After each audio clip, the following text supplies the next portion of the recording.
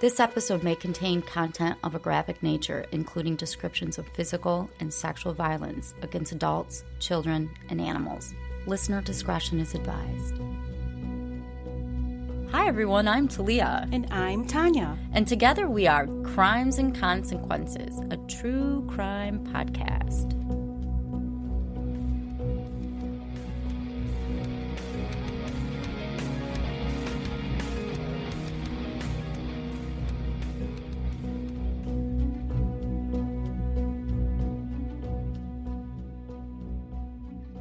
Hi, Tanya. Hi, Talia.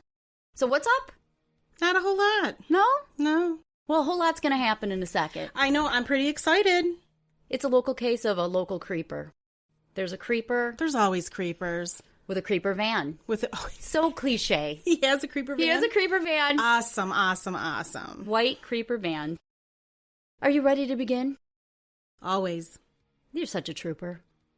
In 1986, Cindy Zarzycki was your typical 13-year-old girl. I was 13 in 1986. You were? I'm not going to say how old I was, because I was older than 13. You were like 15. I was 15. Fine. Call me out like that, Talia. She loved Madonna, Cyndi Lauper, and Motley Crue, just like me. I love Motley Crue. For fun, she would dance, go to the mall with friends, and make mixtapes that she gave to people as gifts. I loved mixtapes. I know. They were fun to make. I always made mixtapes. I can totally relate to Cindy. She was considered a good girl who enjoyed life. She played on her church's softball team, which her dad coached.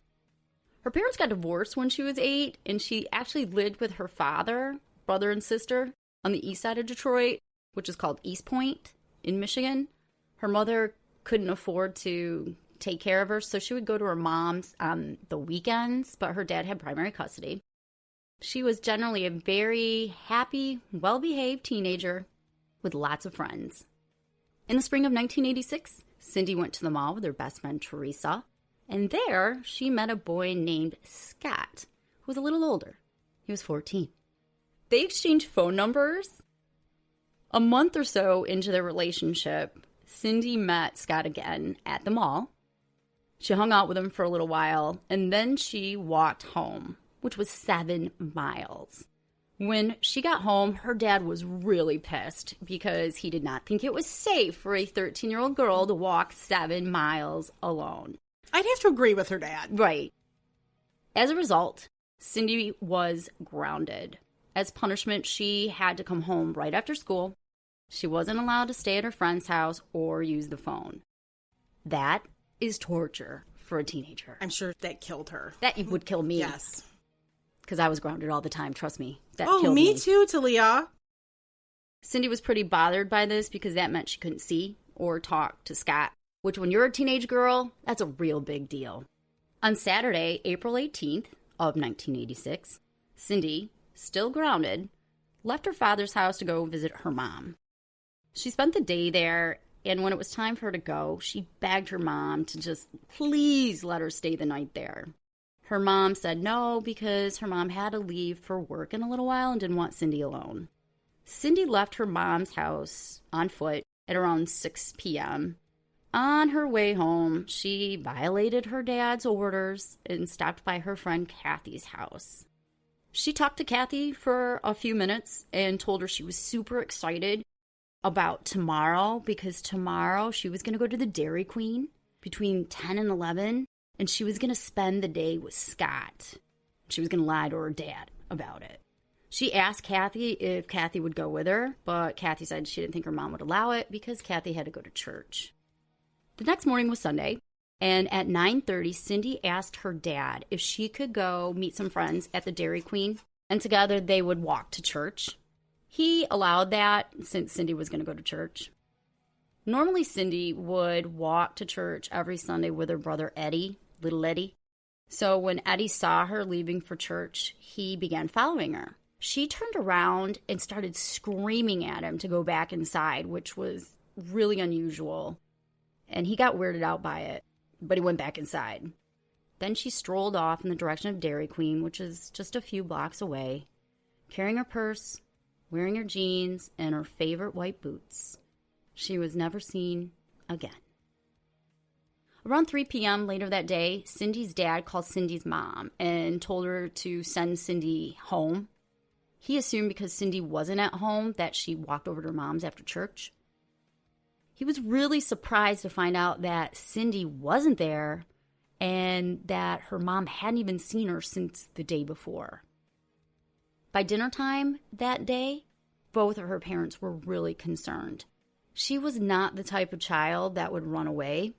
So Cindy's dad, Ed, contacted the police, and the police told him that he could not report her missing because it hadn't been 24 hours. Which, as a parent, when your 13-year-old's missing, 24 hours is ridiculous. Eternity. Yeah. Cindy's family had no choice but to begin looking for Cindy themselves. They looked everywhere they thought Cindy could possibly go to. And they called every one of her friends, telling her friends, hey, you need to tell us where Cindy is if you're hiding her or if she's told you where she's going. But no one had seen her that day.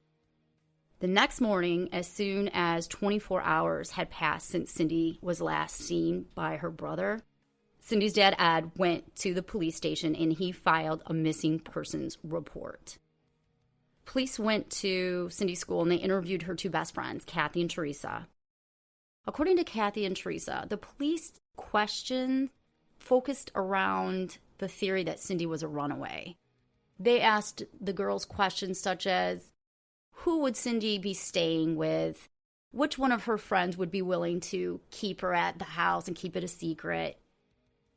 Kathy and Teresa told the police that Cindy had mentioned she was going to go to Dairy Queen Sunday morning and spend the day with Scott. But the police didn't seem interested in any of that information. They had already determined that this was a runaway case, and they pretty much ended their investigation.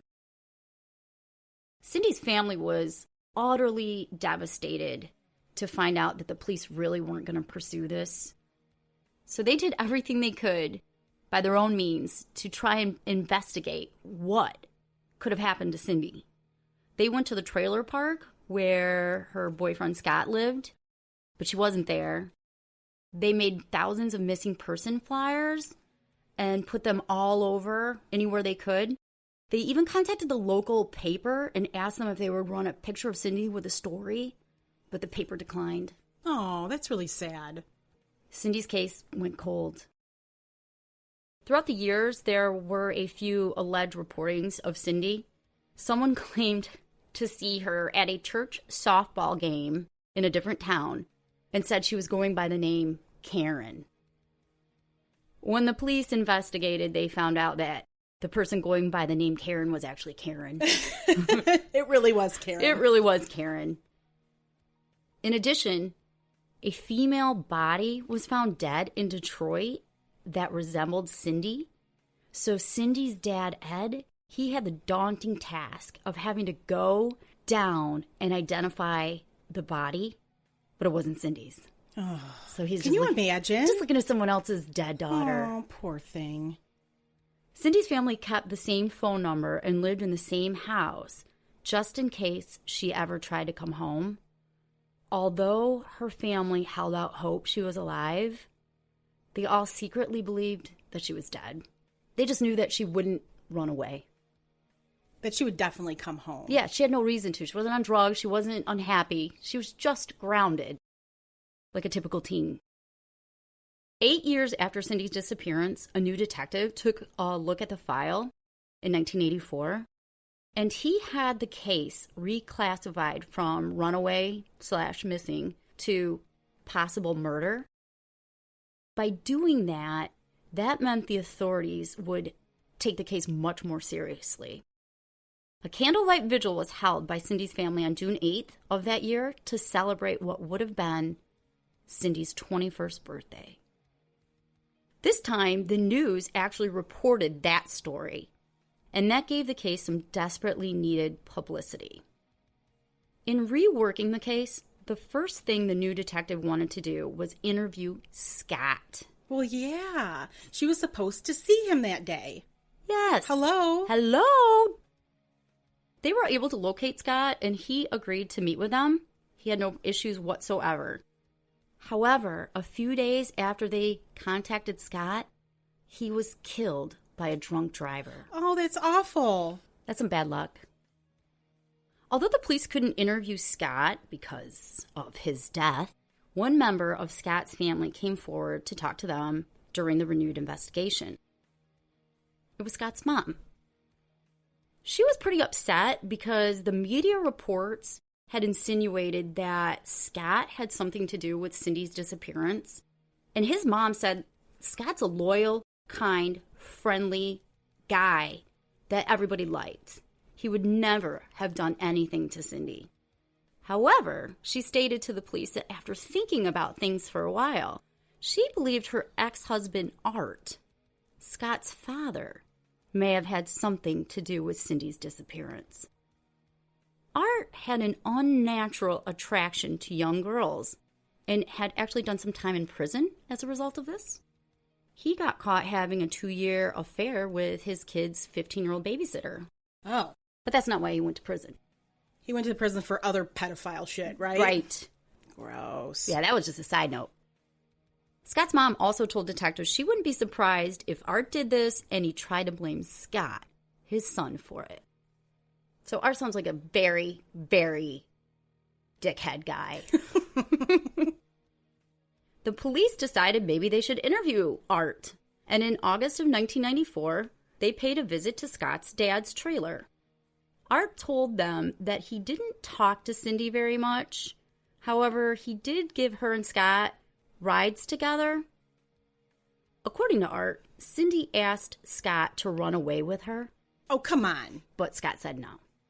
He also freely volunteered information that Scott was into the occult, read devil-worshipping type books, and listened over and over again to an album called Creeping Death by this Satan-worshipping band, Metallica.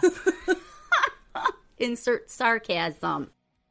They asked Art if he'd be willing to take a polygraph test, and originally he agreed, but then he said, you know what, I don't believe in those, so he ultimately refused. During the interview, the police noted that Art appeared very nervous. He chain-smoked 6 cigarettes in a row during their interview at his trailer. By the time he was done talking to Art, the police considered both Scott and Art to be persons of interest in the case. Even though the case was officially changed from a missing persons case to a possible homicide, it stalled out yet again for 13 more years. Finally, in 2007, the case started gaining some traction. The lead detective and a 23-year-old intern decided they were just going to re-interview everyone. They were going to start from scratch. I mean, if you think about it, it's been a total of 21 years since she disappeared. Investigative tools changed since then. The first thing they decided to do was to speak to Cindy's best friends, Teresa and Kathy, again. This time, when Teresa and Kathy spoke, the police paid close attention to what each woman stated. Kathy told authorities that on that Saturday before Cindy disappeared, when Cindy came over to visit her for a few minutes, remember she snuck over there, she actually used Kathy's phone at Kathy's house to talk to Scott. But after she got off the phone with Scott, she made another phone call to Scott's dad, Art. Why? I'm glad you asked. Art told Cindy that he'd been planning a surprise birthday party for Scott. So they were making final plans for Cindy to go to the party. Art suggested to Cindy that since she was grounded, he wouldn't be able to pick her up at her house, so he would meet her at the Dairy Queen between 10 and 11, and then take her to the party. The interesting part of this is Cindy disappeared on April 20th. Scott's birthday's in January. Art did say it was a belated surprise birthday party, but that's a little ridiculous. That is months later. That's quite the belated party. That's a way to make it a surprise, though. Absolutely. Surprise! Cindy asked Kathy to go with her to Dairy Queen, and Kathy said she would try to go, but doubted her mom would let her. because, as I stated before, she had to go to church with her family. Cindy confided that she spoke to Art frequently, and he was the only adult who understood her and that she trusted enough to confide in. Oh, no. Teresa, Cindy's friend, said on the morning of Cindy's disappearance, Cindy called her and asked her if she would go to Dairy Queen because Kathy couldn't and Cindy didn't want to go alone, but Teresa's mom wouldn't let her. Even though Kathy couldn't come with Cindy that morning, she was able to go by the Dairy Queen on her way to church in her parents' car, and she remembers seeing a creeper van with no windows parked at the Dairy Queen. On her way back from church, she passed by the Dairy Queen again, and the van was gone. Kathy and Teresa told the earlier police investigators about this, and they didn't even write it down. It was nowhere in Cindy's file, any information about meeting Art. You're shaking your head. I just can't believe it. I mean, I can believe it. It's because they had tunnel vision. Oh, if I was her parents, I'd be so upset. So I know you're asking to yourself, who is this Art person?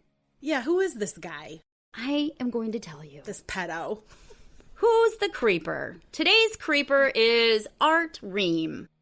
Let me share with you some interesting facts about Art Ream. And boy, some of them are fucking interesting. Some of them are surprising. Art Ream was born May 9th in 1949. He was raised by his physically and verbally abusive father. His mother was not much better at parenting.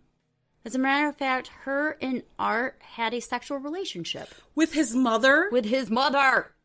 What the hell? In addition to having a sexual relationship with his mother, gross, Art was extremely cruel to animals. As an example, when he was a teenager, he had a pet goat. And he would have sex with a goat. Ugh. And his mom. Sex with his mom and a goat. Hell, man. What the hell? But even worse, he would pimp his goat out for 50 cents to his friends. That poor goat. That poor goat. What the fuck? I wonder how much money he made. He actually made off this enterprise. I don't think it was that profitable. You don't know that. I don't know that. I just can't believe he had the audacity to charge for it.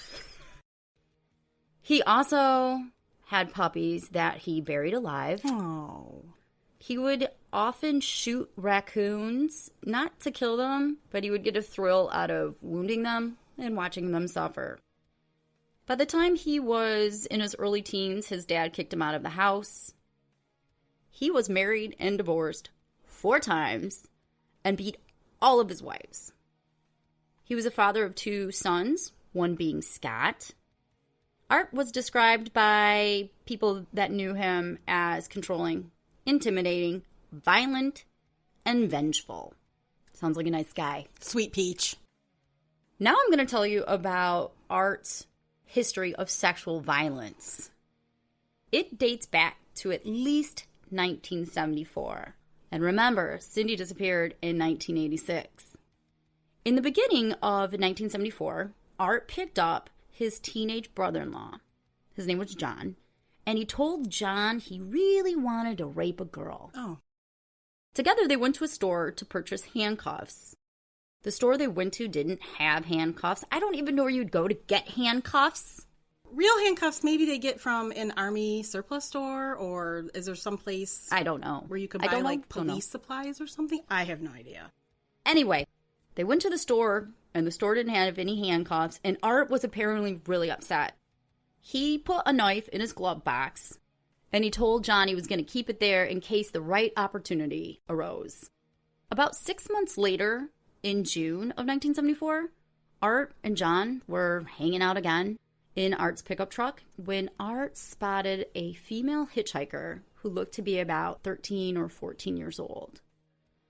Art and John picked her up, and Art pulled out the knife he had. He told the girl, "This is it, baby." He then pulled over, ordered the girl at knife point to remove her clothes, which she did. Art told John to put duct tape over her eyes. After John put the duct tape over her eyes, Art ordered the girl to do various things, like spread her legs and some other things, and she went and refused one of the orders. I don't know what it was. So he grabbed her by the breasts, and he said, "Do you want to lose these, baby?" Then he raped her. Then he drove around for a few more minutes, stopped the truck, ripped the duct tape off her, and tossed her out. And John is here the whole time. John's just watching. According to John. Okay. John said that Art immediately became very nervous and drove away saying, "The next one, I'm gonna kill." For the record, Art doesn't deny making that statement. Unbeknownst to Art, this girl that he assaulted had enough sense to get his license plate number, and she went to the police. For some reason, I have no idea why, it took the police 2 months to arrest Art, but he was eventually convicted of indecent liberties against a child in 1975. How old was she? She was 13 years old. He was sentenced to a whole 5 years in prison. That's ridiculous. Art didn't learn any lessons in prison that were positive. I was just going to say, he probably did learn some things in prison, but nothing that was positive. Less than a year after his release, in 1981, he took his niece, and I'm going to call her Amy, to run some errands. You know what, Tanya? I got to take a break. All right, Talia, I'm ready for the rest of this story. So as I stated, Art took his niece, quote-unquote Amy, to run some errands. He told her he wanted to take some pictures of her for a magazine. So he stopped by a store and he bought a camera. He then took her to his carpet warehouse. Because that makes a lovely backdrop. Art was a carpet installer and he owned his own warehouse, which turned out to be very convenient for him. So he took his niece to his warehouse. At the warehouse, they used the elevator to get to the second floor. On the second floor was a room with a mattress in it. No, Why? Why? Why? Because he's a sicko. At the warehouse, Art made Amy take her pants off, and he took his pants off too. He kept telling her that he had been wanting her since she was a baby. Oh my God, my skin is crawling. It's so gross. What a fucking horrible thing to say. Amy was crying uncontrollably, and Art yelled at her to stop so he could concentrate on what he was doing. Oh, it was killing his boner? That is what asshole. It said, and not in those words. He wasn't able to rape her because she was too hysterical, but he was able to molest her a little. When he finished, he told her that if she told this to anybody, he would deny it and accuse her of lying. Amy and Art went back down the elevator to the first floor of the warehouse and were surprised to see Art's third wife, Jill, there. Jill asked Amy if everything was okay because it was clear that everything was not okay with Amy, but Amy lied to Jill and said she was fine. No charges were ever filed against Art for his assault on Amy. Art's creepy behavior towards teen girls continued. While he was still married to Jill, he took his neighbor's teen daughters on a weekend trip with him to Cedar Point's amusement park, which Jill, his wife, later admitted seemed kind of odd. And he doesn't have kids that are going too. No. When he returned from Cedar Point, Jill noticed a Polaroid camera was in a suitcase, which she didn't know he had. And there was also a photo of Art naked getting out of the shower in the Cedar Point Hotel. He admitted to her one of the girls took the photo, but he literally said it was just a joke. Oh, hilarious. Hilarious. After 5 years together, Jill divorced Art, stating he was, quote-unquote, asexual. He wouldn't have sex with Jill. Because she wasn't 13. Right. On August 15th, 1996, 10 years after Cindy's disappearance, Art took a 15-year-old girl that he was legal guardian of. I'm going to call her Jane. He'd helped raise Jane on and off since she was an infant. He took Jane up to his cabin up north for the weekend. He plied her with alcohol, and he repeatedly raped her. Art got arrested and convicted of criminal sexual conduct in the third degree, which means he raped someone between the age of 13 and 15. He was sentenced to 4 to 15 years in prison, and this was now 1997. While he's in prison, he sent a sexually explicit letter that was very vulgar to one of his nieces, attempting to explain how he was innocent of the rape. I have the letter, and I posted it on our website. It's so messed up. No uncle should be sending this letter to his niece. He wrote to his niece that Jane had been a slut since she was 11, and that she seduced him, and she repeatedly orgasmed because she enjoyed the sex with him so much. Again, if you want to read the letter in its disgusting grossness, it is on our website. I want to throw up. Oh, you should read I know. the letter. I haven't read it yet, so I really don't even know if I'm going to. It's gross. Gross. Just trust me, it's gross. It's worth reading because it's gross. As I stated, in 2007, this case picked up a lot of steam. Art was still in prison, and he was interviewed on multiple occasions by certified forensic interviewers who were hired by the East Point Police Department. Did you know that you can hire I didn't know that. certified experts to interview criminals? I didn't either. These certified forensic interviewers went to the prison where Art was working in the kitchen, and they interviewed him for a while.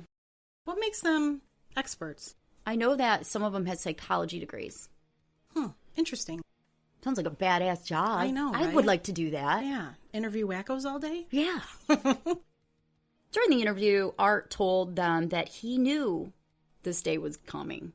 And he made some contradictory statements throughout the whole process. At first, he said that he had never had any contact with Cindy. Then he said he had minimal contact with Cindy.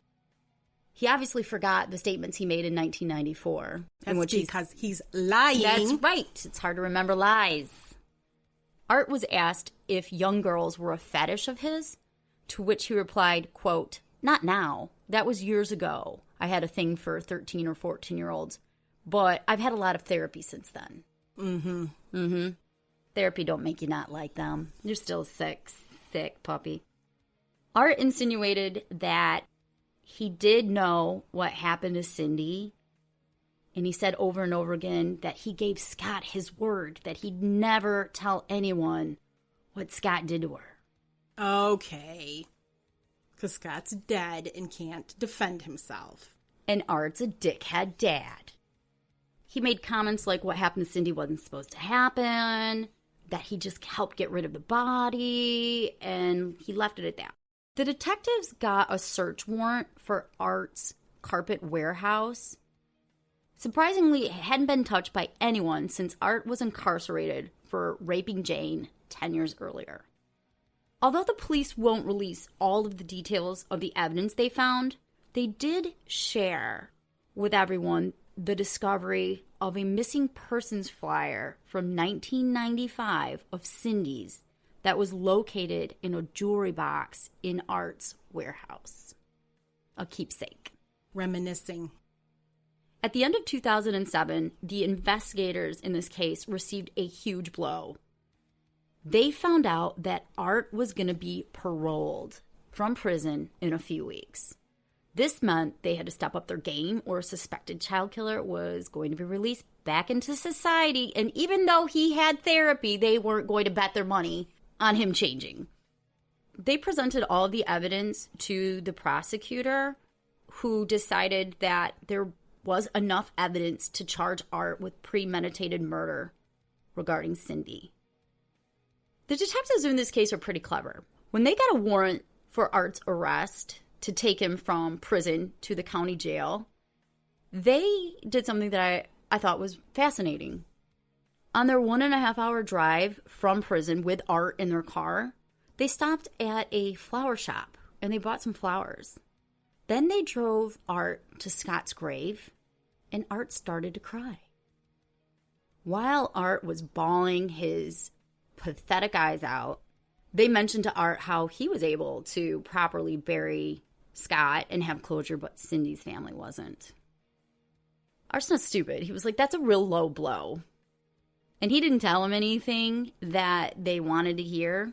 But after 8 hours of interviewing him, he grew to be rather fond of the detectives, and they had a good rapport. Around the same time, the investigators interviewed a former employee of Art's named Gary. Gary told the police that he knew for a fact Scott couldn't possibly have been involved with Cindy's disappearance because Scott, he wasn't even in Michigan when Cindy disappeared. A few weeks prior to Cindy's disappearance, Gary had asked Art if he could take 10 days off to go visit his family in Texas. And Art told him no. I can't afford to lose you right now. I'm really busy. But then later on, he approached Gary and he said, you can go to Texas if you'll take Scott with you. Art explained to Gary that it was the beginning of spring break and he needed someone to watch Scott because he was just too busy installing carpet. Then he actually started pushing Gary to go. You need to go and you need to take Scott. This stood out in Gary's head for over 30 years because he found it very bizarre that he had to take his boss's son with him for 10 days to Texas. And it sounded like he didn't even have a choice. He didn't, if he wanted to see his family. Gary agreed to take Scott because, one, he said Scott was a good kid, and two, he really wanted to see his family.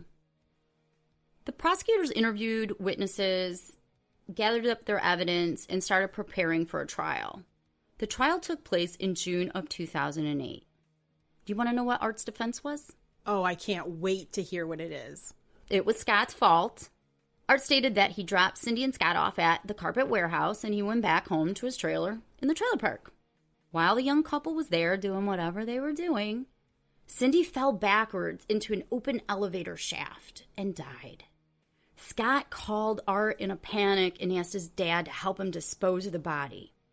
Art said he knew it was wrong, but he picked up Scott and he put Cindy's body in the van and he helped Scott bury Cindy. And he said he felt somewhat responsible for Cindy's death because he was the one that wired the freight elevator shaft to be open and he knew it was unsafe and he let them be there.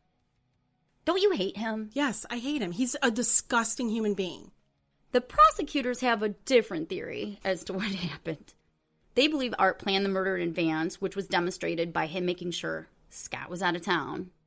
He set up his rendezvous with Cindy at Dairy Queen around 11. He made sexual advances towards her. She rejected him. He beat her, he strangled her, and he dumped her body somewhere. The question was where? He supposedly knows. Yes, right? Because he helped Scott bury her. Mm-hmm. Just before the attorneys were set to begin their closing arguments in the last days of the trial, Art's attorney, Tim Kohler. Oh, we know Tim. We know Tim. I love Tim. I had a case with him. He is so awesome. I had a couple cases with him. Tim told the prosecutor that Art wanted to make a deal. He would reveal where Cindy's body was in exchange for a 10-year sentence. The prosecutor was like, hell no. The offer got rejected, and the trial continued. The jury came back after only 2 hours of deliberation with a verdict. Art was guilty of first-degree murder. He would be sentenced at a later date. But that's not the end of our Art Ream murder story. Everyone was thrilled with the verdict. Even though they were thrilled with the verdict, Cindy's family was desperate to know where her body was located. The investigators consulted with a different specialist in criminal interviews. This specialist told them that they needed to switch gears and try a different tactic with Art. The specialist said that as long as Art felt like he had something of value to hold over their head, he wouldn't share with them any information. Because then he has no power. He has no power. Exactly.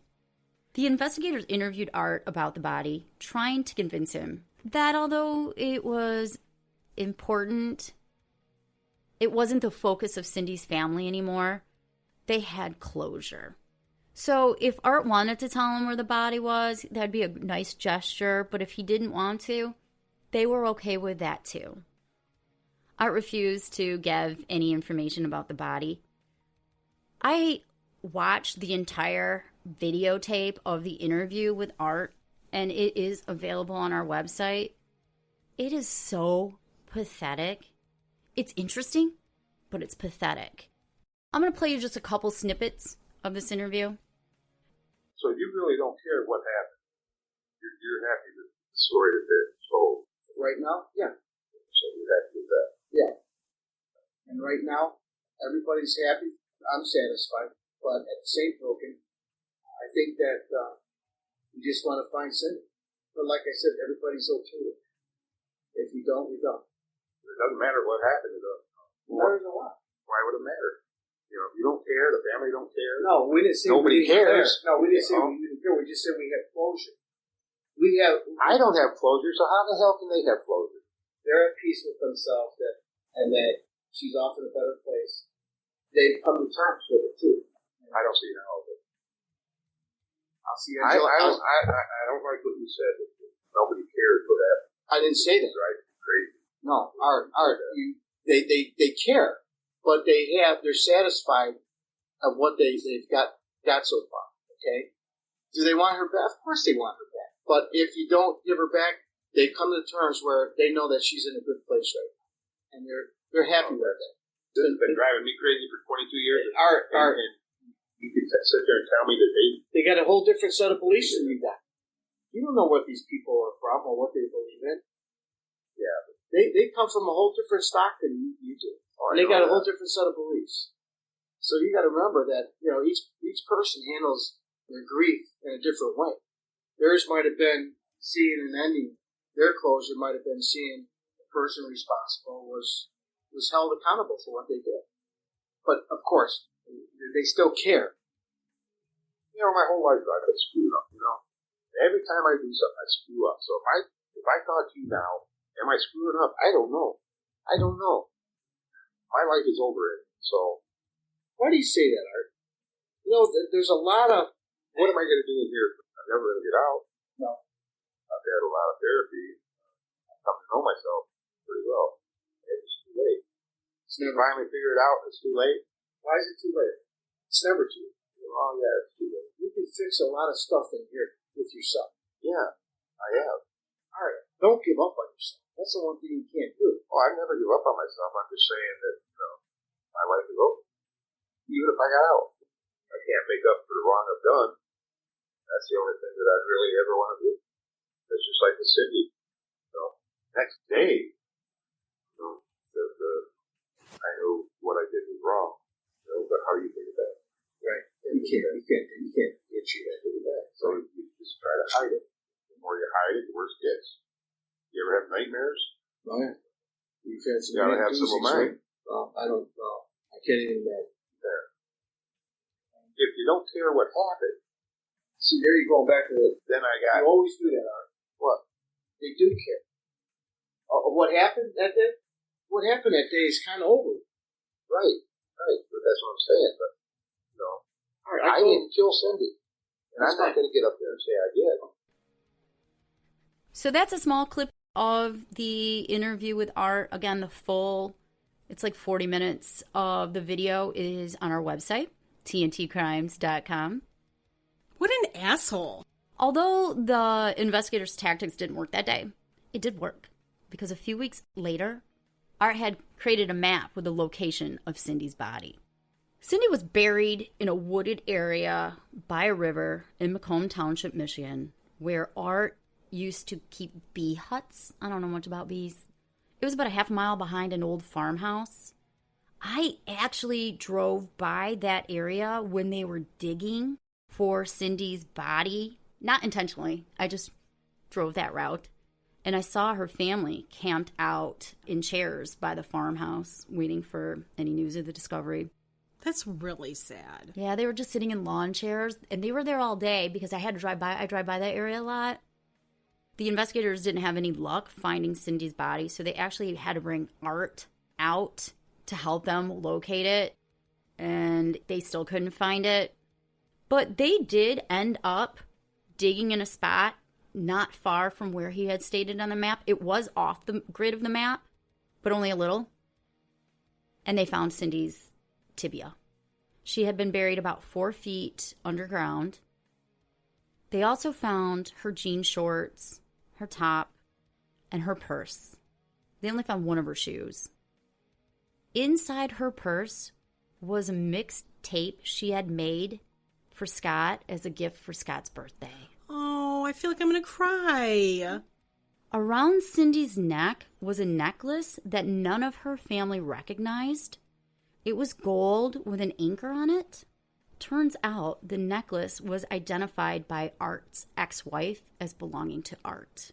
Authorities believe he put that around her neck after death, kind of to demonstrate, like, you're mine. Oh. An autopsy was done on the remains of Cindy's body. It was skeletonized. It didn't show anything that would positively conclude how Cindy died. There were no broken bones or anything like that. So we'll never know exactly what happened. During that lengthy, very lengthy investigation into Art Ream, authorities have become convinced that he not only killed Cindy, but he's a serial killer.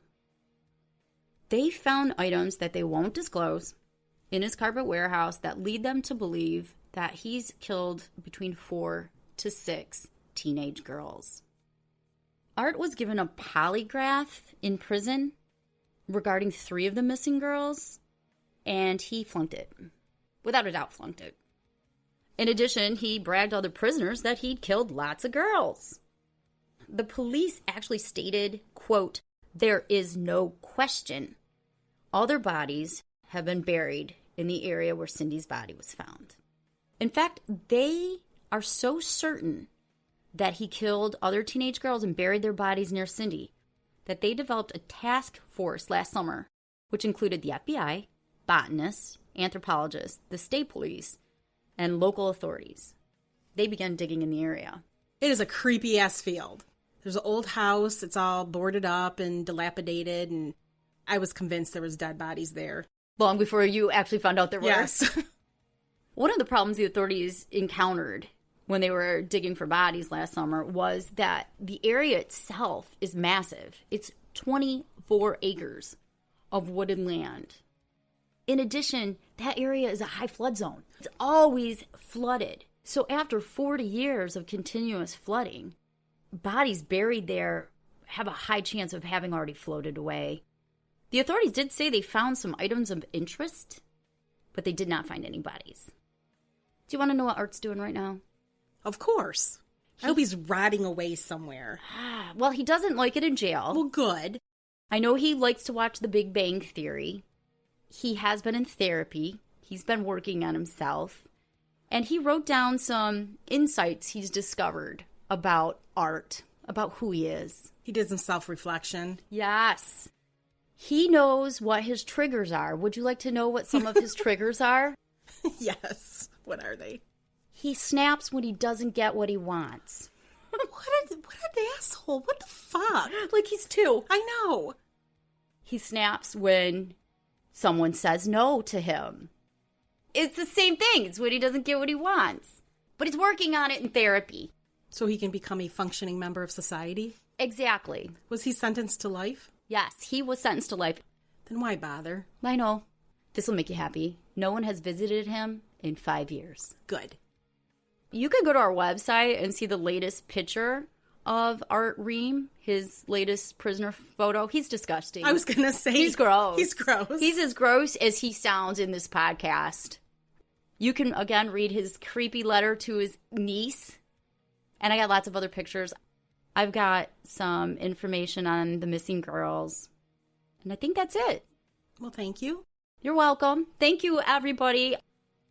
To all of our new listeners, thank you. To all of our faithful ones, thank you. Thank you, thank you, thank you guys so much.